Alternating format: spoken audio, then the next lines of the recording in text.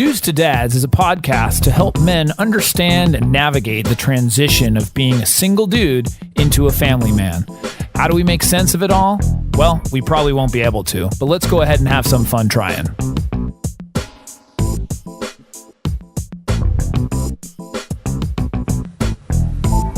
And we are back. We are back. I'm Jason Kreidman. I'm Alan Bush. And this is Dudes to Dads. Dudes to Dads. Dudes to Dads. Dudes to Dads. Dudes to Dads. Did I just whisper? Yeah, just whisper the whole That show. sounded a little weird. So anyway, I was saying. Wasn't that a rap song that they like whispered? What They was whispered it? the whole thing? Yeah, it was like mystical or I don't know. I'm not very hip, so. Well, if Mystical's used to doing it, be. it's even crazier because that guy's loud. Watch yourself. Yeah, I have that on my playlist actually for the gym. Welcome. I guess we're here for another podcast. That's right. Episode 132, and the topic for today: stop shoulding on your kid. Love the child you have, not the one you want. Right. Should. Does that make sense? It does. Yeah. Yeah. Because I once had a teacher said, stop shoulding on everybody. You should on your friends. You should on your family. You should on everybody. Stop shoulding. Yeah. And I hope we're not put into the adult only thinking of saying something different. We're not saying anything. No. Should. SHOULD. Yeah. Check the show notes. There you go. So, as fathers, we have an idea of how things should be. Mm-hmm. We should all over everybody. Yeah. Okay. And I think we often have high expectations. And that was actually one of the mistakes from our previous podcast. Right. So, we have expectations for ourselves, for our spouses, and yes, even our children. Mm-hmm. But what happens when we think something should go a certain way and it doesn't, or our kids should be a certain way and they're not? They're not, yeah. So what do we do? Well, the answer. That's what I'm here for. I have the answer. All the answers. And I'm not going to wait. I'm not going to make everybody wait until the end of the podcast to get it. The simple answer: love them unconditionally, regardless of what we think they should do or be. Mm-hmm. That's it. Thank you. Good night. That'd be a short podcast. Yeah, really, a 2-minute long one. So I got a couple of examples of situations that parents might be in or dads might be in when they really need to look at loving the child they have, not the one that they want. Right. Okay. Here's the first one. My kid is not good at sports. Mm-hmm. That happens. Sure. Just reality. Not as coordinated as they could be. Not the athlete, boy or girl, that they could be. They're not going to the Olympics. They're not going to be a professional baseball player. Just not going to happen. Yeah. They may not even make the little league team. They're not good enough. Or they make a little league team, but they don't play. They strike out during kickball. Totally. That type of thing. Yeah. Or they miss stuff. It's just. Yeah. So physical exercise is certainly important, which is part of sports. But the likelihood that they're going to be a professional or even collegiate is really, really low, as we talked with Terry about that. That's right. You have to look at why is it so important to you that they're good at sports? Most of the time, because I played sports, so my kid has to be good at sports. Sure. But you really want to look at it. Are you encouraging them for them, or do you want it for you? And that's and of course that probably applies to all of these things that I'm going to talk about. Yeah, it's probably a little bit of both in some cases. Yeah, it certainly could be, but it's going to be a reality, and so you need to look at the fact that they might just not be good at sports, and you have to be okay with that. Yeah, love them anyways. Another one: my kid is not very smart. Mm-hmm. Here's the reality. You might just not be very bright. I mean, the IQ could be pretty low. Yeah. And the apple might not fall far from the tree. Yeah, exactly. Check your own IQ once in a while. No, but to take that on, you might look at it and say, hey, do they need extra help to get up to speed in some way? They certainly could have a learning disability. I was just thinking that. They could have a learning disorder. But even if they don't, I mean, that's a different situation, Sure. I think, where parents, let's say, accept it. If a child is diagnosed with something and it's a learning disorder or some sort of special needs, I mean, I think that's a whole different spectrum that the parents then are more empathetic and sympathetic and probably have that. I'm just talking about regular, no issues. Kid's just not smart.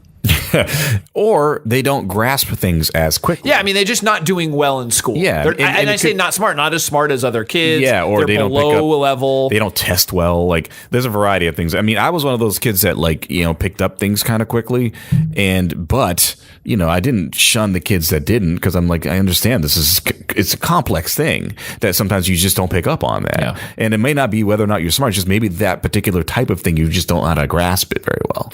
Yeah, so I think the key there is honing in on exactly maybe why they're not doing well. Like you said, it could just be that their IQ is lower. Sure. That could be. And that's, yeah, exactly. And so, you know, do they need extra help? Are there things that could be distracting them, you know, when they're younger? Mm-hmm. Now, granted, most of these things I'm talking about are younger children, at least the first couple. But, you know, when kids find something interesting, they're typically more eager, you know, to learn. So that could be it too. Maybe they just don't find things interesting. I've seen situations firsthand that a child was actually smarter than everybody else. They just really were not interested in it. Completely bored. Yeah, just completely bored. And so they don't do well in school. Yeah. You know, so those are the kinds of things you have to communicate directly with the child and really understand what's going on. Yeah. To do that. No, it's interesting because, like, not to keep belabor this point, but I know even my personal life, me and my cousin are about the same age, and sometimes his mom would compare him to me because I was good at school. But that guy picks up all kinds of knowledge when it comes to anything technical or mechanical, or like he's brilliant at that kind of stuff. And even musically, he's the one who kind of taught me and got me into it. Obviously, as we're older, we understand. So you were things. book smart. I was book smart, and he was more street smart, quote unquote. But he's just had a better grasp of those types of things. He understood how to do those things. So his intelligence was a different type of intelligence, right? And that's the difference. So, like, I think that we need to look at not only IQ, but the whole different whatever types of intelligences that person might have, and try to exploit that.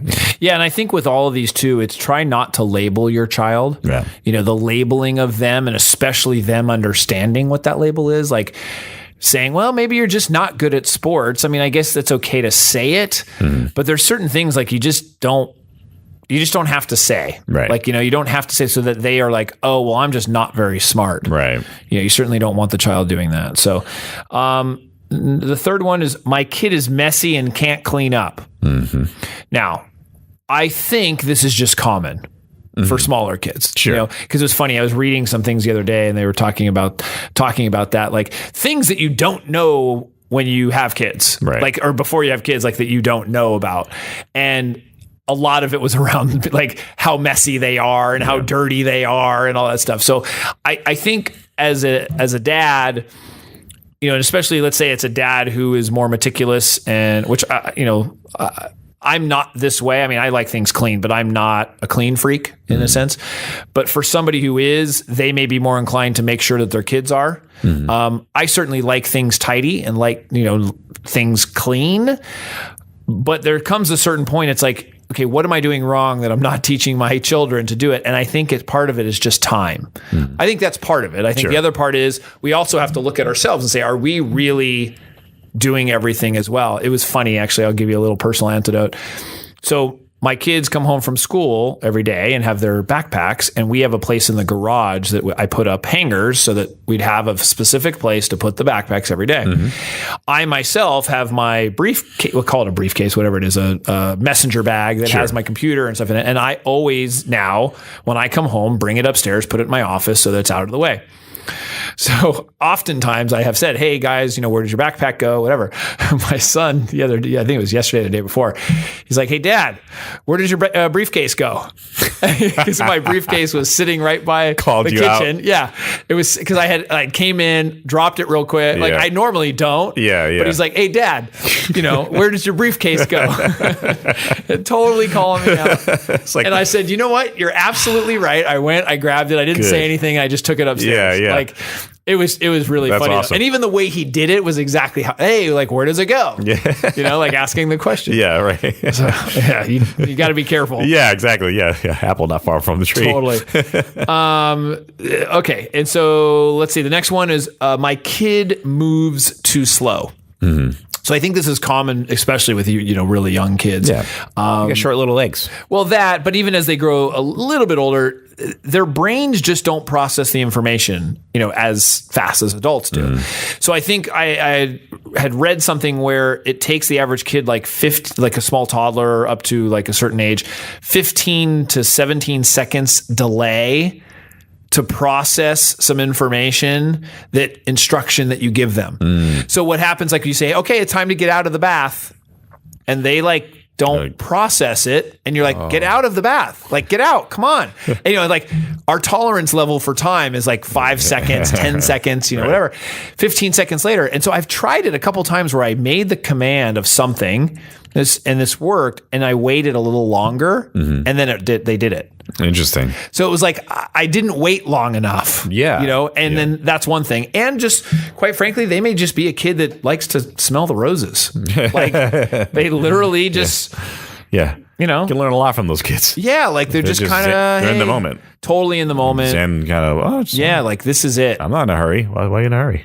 So that's a common thing where they just, the parent will complain that that, gosh, I wish my kid was faster. Right. He's just too slow. Right. Another one, my kid just doesn't have common sense. So I think, a lot of that stuff needs to be taught. You call it common sense, but I think it's taught. It's based on real world experience. Yeah. So, you as Obi-Wan can teach them things, right. Like, I mean, that's your role. That's your job. The sand people will always. Yeah. That was good.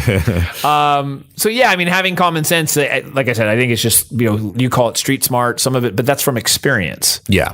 It is. And that's the thing I think people fail to realize is that everything's brand new to them. Yeah. So like they don't have that quote unquote common sense because they just don't understand. They need to be taught the ways of the world. Right. Exactly.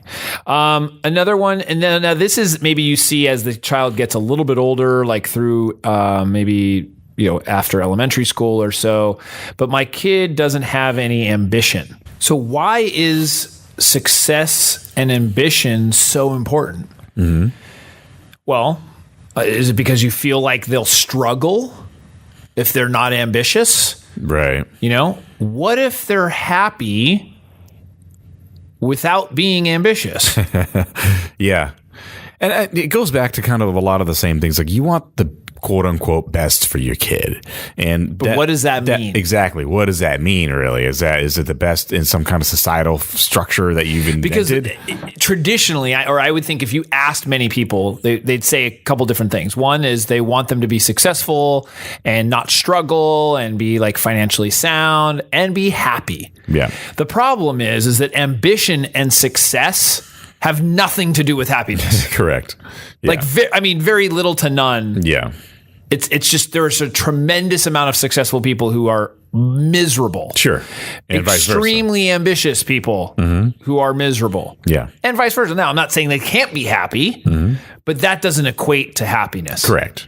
And so you have to figure out what is the goal for your kids. And so if your child, like, they don't care about getting 100% on the test. They don't care. Like, they want to do something else, like they're creative or like it's just not that important to them. Or guess what? They don't want to get the high paying job because they want to travel. I mean, there's so many different things to look at. Yeah. And having a child now, I think has completely changed my perspective on that. Yeah. I still have a lot of the same things for myself. It's weird how that works. Yeah. Where I equate the success and all these things. But at the same time, really taking a step back for my child and saying, and I think part of that is because the things that I thought would make me happy have not. Right. Yeah. So I have a little bit more perspective now. Yeah. But it's interesting how I still go after them. Sure. Like I'm still going after doing all these things, business and all this stuff, thinking that that's what I want to attain. Right. But for my child or my children thinking like, no, I just want them to be happy. Right.